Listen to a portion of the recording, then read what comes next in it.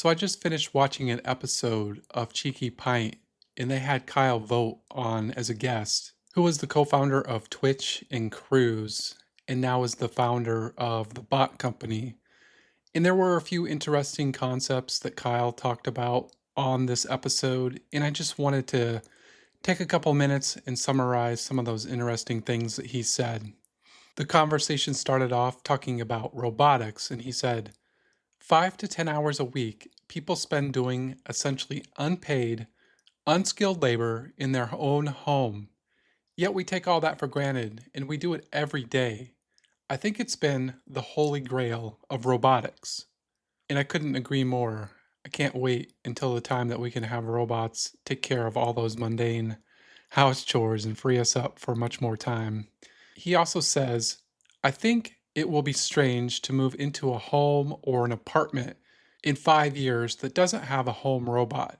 Similar in much the same way as it would be odd to move into a home that didn't have plumbing or, say, electricity.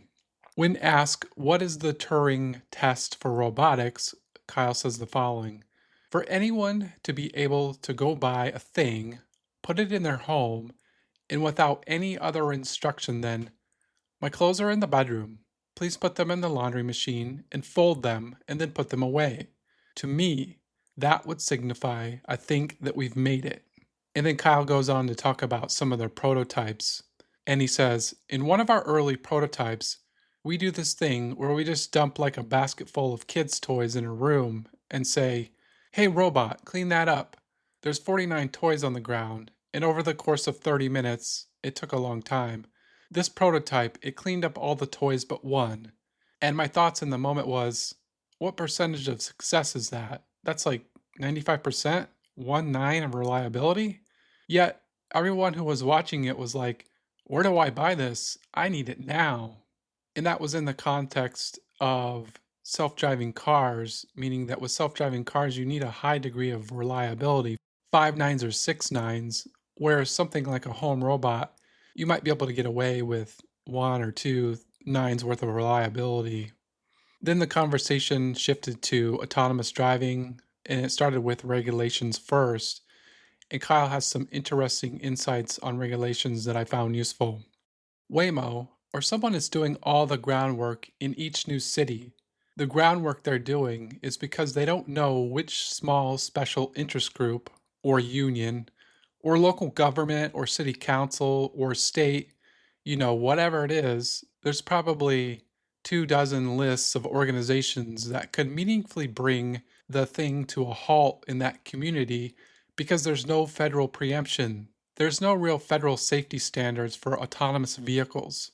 And so they have to win the battle with every single stakeholder in every single location.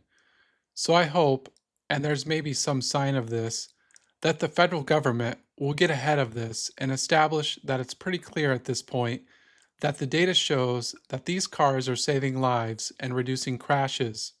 So if we think that's important as a government, maybe there should be federal preemption, and we should ensure that it's open for everyone in the United States. If that happens, I think we'll see more self-driving cars. Absent that, I think it's going to continue this really slow sort of city by city thing. And then they shift into talking about Tesla and Waymo. And he says, what I see is really Tesla as a company who pioneered the end-to-end neural network approach to self-driving, which I think is the right technical bet long term. With Waymo, they started off in the DARPA Grand Challenge era of self-driving, which is old school, classical computer vision, classical motion planning, and they built this highly validated, robust system that's now on the public roads. And it's great, but they know it's the wrong technical approach. They need to move more in the direction of Tesla, of more neural networks, because it is just intractable to maintain a 3D map of every square inch of the planet and update it in real time, and expect that every time you go somewhere the map is still accurate. On one hand, to Waymo's credit, I think they know this, and they've started moving towards a more Tesla-like approach.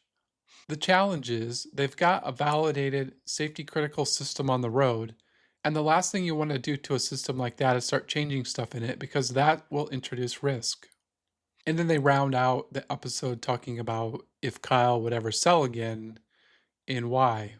And he says the following: if you go through all the pain of starting a company and you do so knowing that you're going to spend 10 plus years of your life on something and it's that important to you, and you've told everyone you know about this thing, and you've recruited all the best, the smartest people in the world that you know to work with you on this thing, why would you stop or give up control of that thing? And I think that is an excellent, excellent viewpoint. With that, we'll end. Thanks for listening. Until next time, make it a beautiful day in the neighborhood, my friend.